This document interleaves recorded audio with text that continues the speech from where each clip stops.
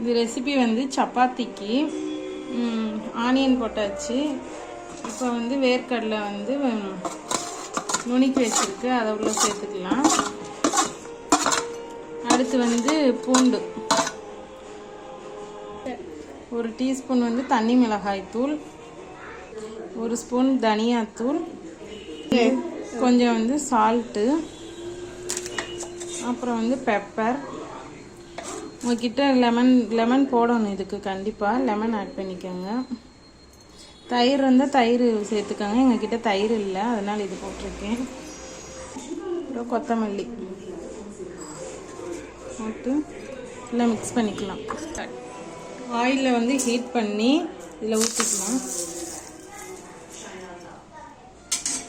ஊற்றிட்டு மிக்ஸ் பண்ணி விட்டுக்கலாம்.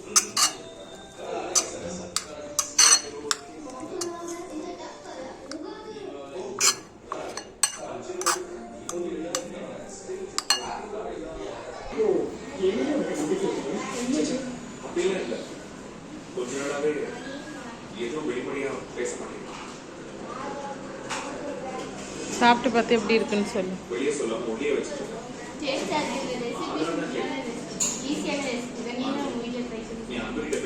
Bye.